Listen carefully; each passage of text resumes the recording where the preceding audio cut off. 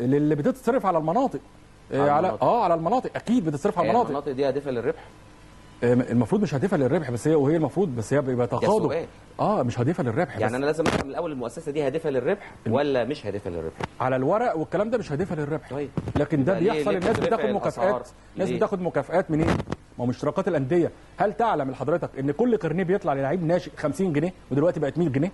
هل تعلم ان في نظام استبدال للعيب بتدفع عليه 100 جنيه او 150 جنيه في الدور الثاني؟ فدي فلوس كتيره. خلي بالك انا ما عنديش مشكله في السعر، بس انا عندي مشكله طبعا، بس انا في مساله هي عشان هادفه للربح في الموضوع. لا هي مش هادفه للربح. اعرف الاول لو هي هادفه للربح يبقى اتس اوكي، يعني ان شاء الله تعملها ب 500 جنيه بالظبط كده. بس افهم بس البيزك ايه؟ البيزك اللي هي مش غير هادفه للربح، واللي هي بتوسع قاعده ممارسه كره القدم، توسيع النشاط لخدمه المنتخبات الوطنيه من 12 سنه لغايه الفيرست تيم، الفريق الاول. فبالتالي انت عدد الممارسين كام دلوقتي يا استاذ ياسر؟ عدد الايه؟ 75,000 الممارسين. المفروض انت بالطريقه دي بالقرار ده، اذا كان انت عندك 75 وهيوصل ل 120,000، لا هيقل، هيبقى 60,000. لا انا بتكلم في البروتوكول اللي تم الاتفاق عليه، اللي هو موجود هنا معايا في القرارات. يعني انت بتقول البروتوكول التعاون بين الجبلايه حضرتك ووزاره الشباب. هقول لحضرتك دلوقتي في انهي بند. اداره التطوير والاستثمار، لجنه لفض المنازعات، تكليف كابتن مجدي عبد الغني كذا. توقيع بروتوكول بين وزاره الشباب والرياضه واتحاد الكره لتوسيع قاعده ممارسه اللعبه ليرتفع عدد الممارسين للعبه من 3 ل 4 مليون على نهج دوله الجزائر. يعني بس الجزائر بتطلع من المدارس. خلينا نكون واضح. ما انا بقول لك لو احنا عندنا الفريق، دوله الجزائر يا استاذ ياسر بتطلع لعيبه من المدارس، من يعني المدرسه بتطلع لعيبه عشان في هتلاقي في المدارس بتاعتهم ملاعب. في ملاعب وفي دوري المدارس جدا. طيب هنا انا هوسع قاعده الممارسه واوصلها ل 3 4 مليون. اصلا ده رقم قليل جدا بالنسبه لعدد الممارسين للسكواش مثلا في المانيا.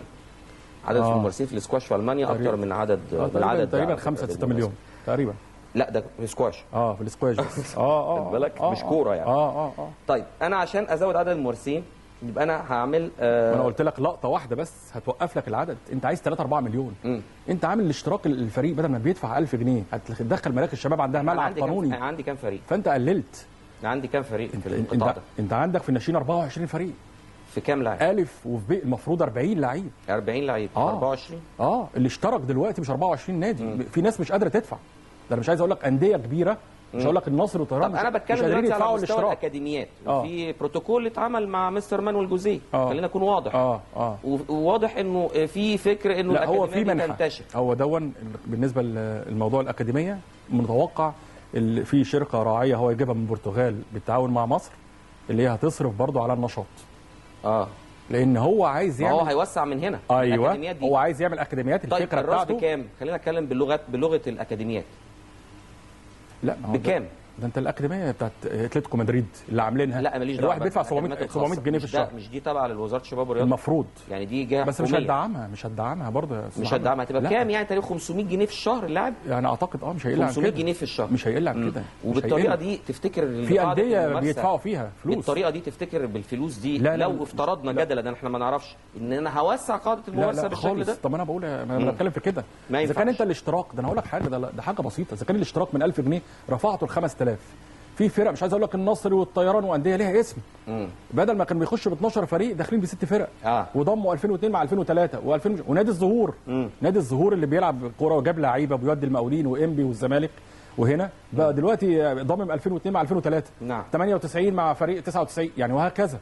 الحقيقه موضوع صعب جدا. فانا اتمنى ان هاني ابو ريده بصفه اللي انا بثق فيه، لانه عايز يعمل تعديلات كبيره جدا. يعني غير المنظومه الاعلاميه. حضرتك تعرف جاب زميلنا الاستاذ اسامه اسماعيل. انا بشكره طبعا لان ده محترم. اسامه اسماعيل من الشخصيات الجميله جدا.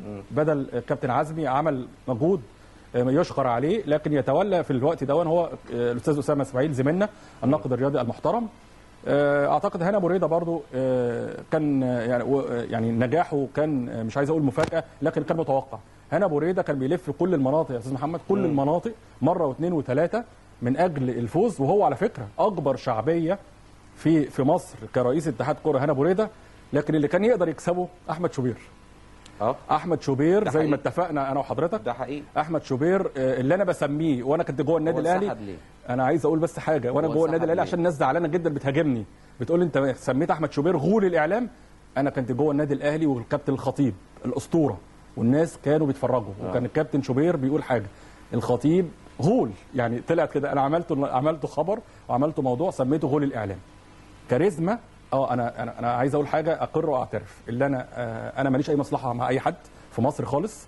النيل الرياضه بعديها تعظيم سلام، حقيقه جهد مشكور جدا في كل حاجه. التطوير رغم الامكانيات، في ضوء الامكانيات المتاحه، شايف اللي انتوا بصراحه بتعملوا مجهود كبير جدا. استاد النيل. طبعا استاد النيل والبرامج كمان الاخرى، يعني حتى في الصفحه لسه حتى بتعملوا شغل كويس وفي تطوير. منتظرين ان شاء الله. انا واضح ان شاء الله. طيب والله بقالنا كام سنه ان شاء الله.